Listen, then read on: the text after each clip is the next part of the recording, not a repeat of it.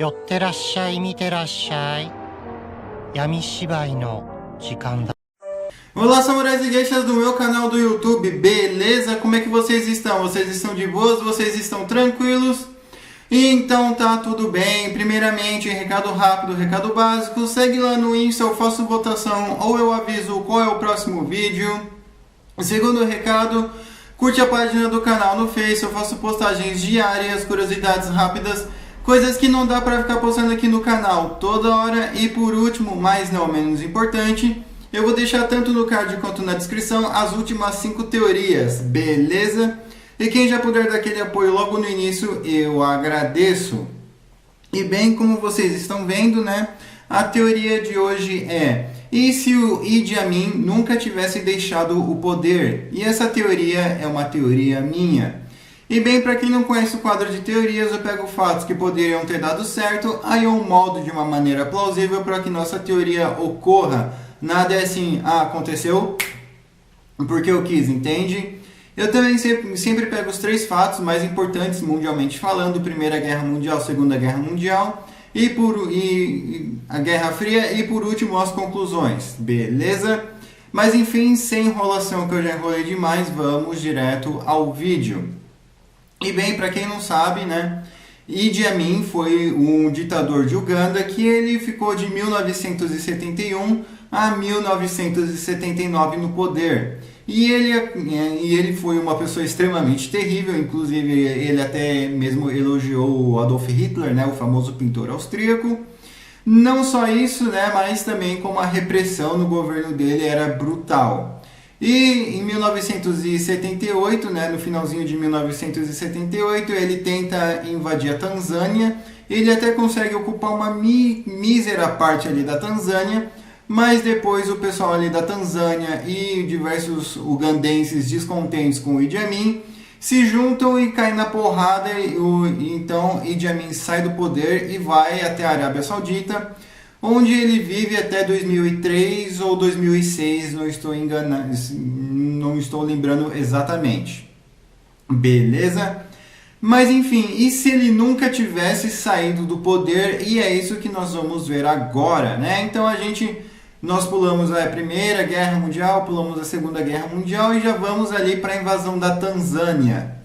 Vamos supor que, beleza, né, o Idi Amin ele continua invadindo a Tanzânia, só que em vez de ele separado, ele consegue manter as tropas de Uganda dentro da Tanzânia.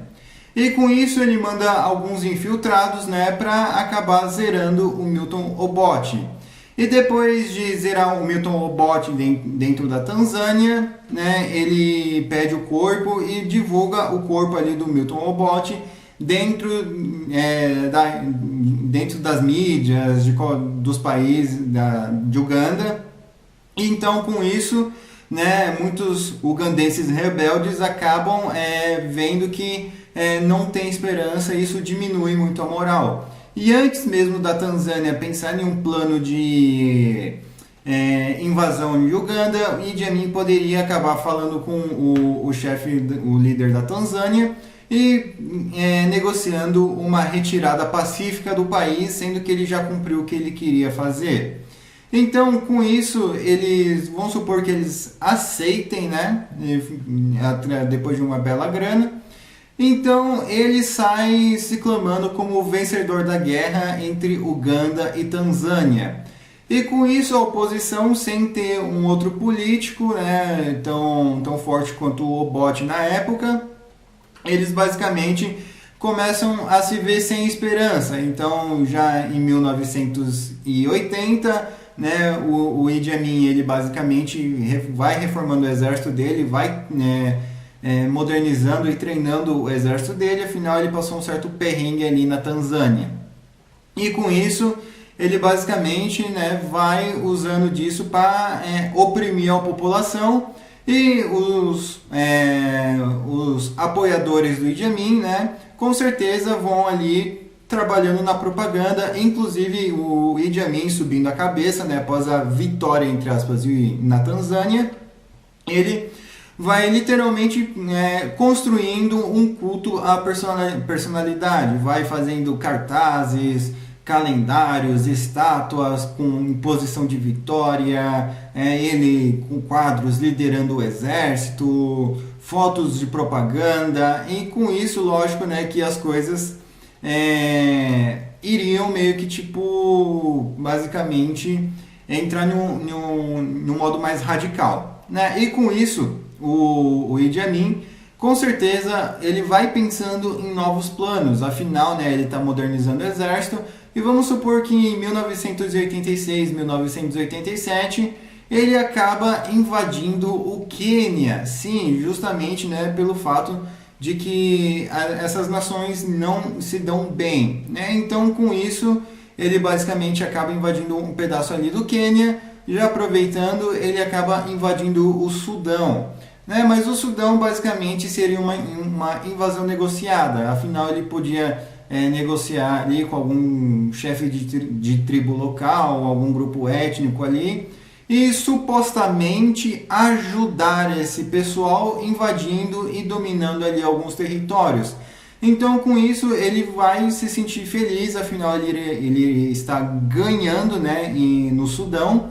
Lógico que ele teria ajuda dos locais, de tribos rivais, a tribo que ele estivesse combatendo, e com isso ele iria estar cantando vitória, iria estar mostrando ali para o povo de Uganda o como que ele é o líder escolhido e o como que ele é o cara ali que foi nomeado por Deus para ficar. Não só isso, né, mas ele poderia acabar fazendo algumas alianças com alguns países muçulmanos e até mesmo alguns países que tivessem rivalidade com o Sudão, o Quênia, o Zaire, que no tempo era o Congo, a própria Tanzânia. Então, o Idi Amin, né, cantando vitória no Sudão, ele poderia basicamente, né, tentar uma nova invasão na Tanzânia, mas eu acho que ele iria se concentrar no Quênia primeiro.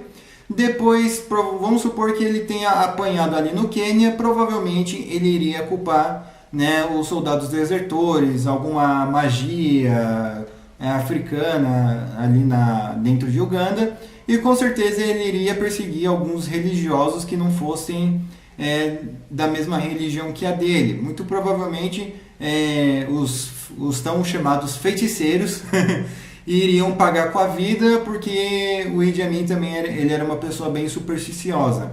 Então esses feiticeiros aí, né, provavelmente eles iriam ir de base todos. Lógico que iria gerar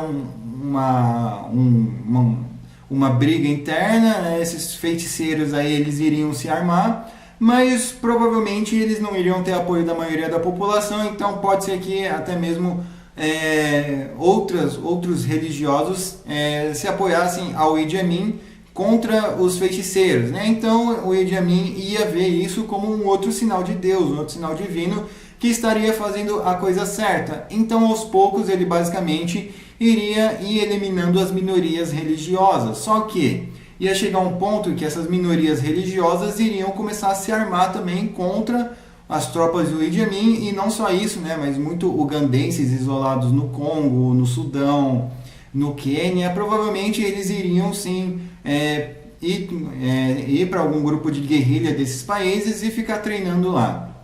Ok.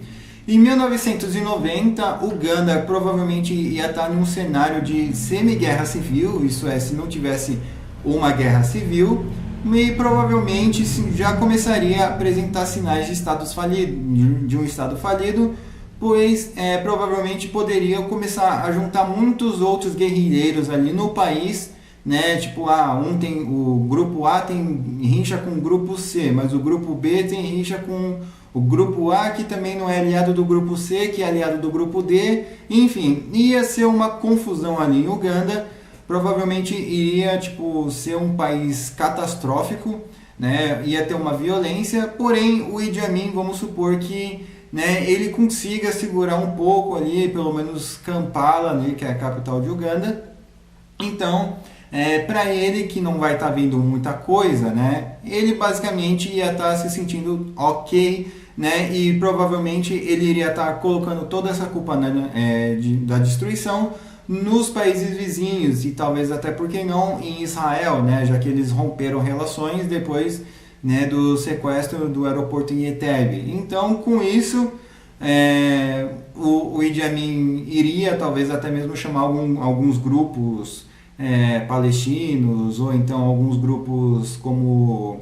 Eu não sei se ele chamaria algum grupo xiita, mas provavelmente algum grupo sunita ali iria prestar ajuda ao Idi Amin, uma vez que ele poderia estar alegando que o Mossad estava interferindo na política interna ali de Uganda. Falando em política interna, né, a política externa, falando em política interna, lógico que o Idi Amin iria estar pobre, né? Não pobre ele em si, mas o país, porque ele iria estar tomando sanção econômica de todo mundo. Um dos países que poderia ajudar ele seria a Líbia do Gaddafi e talvez a Arábia Saudita pelo fato do Idi Amin ser muçulmano.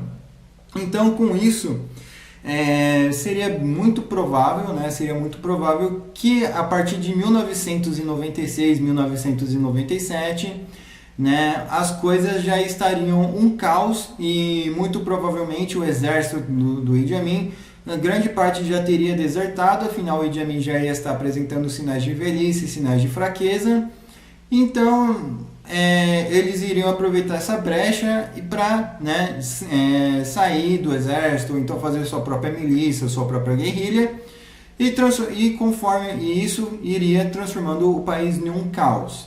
E assim que o Idi Amin tivesse falecido em 2003 ou então em 2006, Uganda iria ter deixado um vácuo de poder, pois ele ia ter limpado literalmente toda a oposição, né, e a oposição dentro de Uganda, e toda a oposição que estivesse fora de Uganda ia acabar brigando para estar no poder. Isso, de certa forma, ia criar uma crise de refugiado imensa, né, nos países vizinhos, que consequentemente resultariam em mais violência. Afinal, né, os refugiados iam recorrer à violência para se defender, e os povos locais dos países vizinhos iriam recorrer à violência, né, para expulsar os ugandenses. Afinal, eles poderiam ter algum problema étnico ou religioso, e com isso, né, as fronteiras iriam ser extremamente violentas.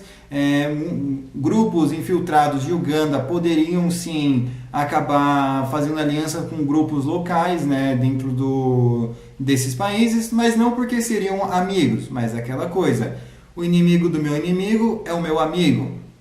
Então, com o fato do Idi Amin ter ficado muito tempo no poder, iria criar essa política extremamente catastrófica. O Uganda poderia ser basicamente considerado um Camboja da África, e sem contar que isso iria resultar em uma crise de refugiado, que iria resultar em mais violência nas fronteiras com os países. Então, né, o Uganda provavelmente iria, talvez até mesmo recorrer às forças pacificadoras de países da ONU, só que eu não acho que seriam países ocidentais. Eu acredito que seriam próprios países africanos que chegariam a ocupar Uganda, e resultando em mais violência. Afinal, dessa vez o povo nativo provavelmente também talvez sofreria algum tipo de opressão dos soldados dos capacetes azuis, e eles iriam também ver esses povos aí como povos invasores. Então, né, eles iriam acabar também trocando muito tiro aí com a ONU.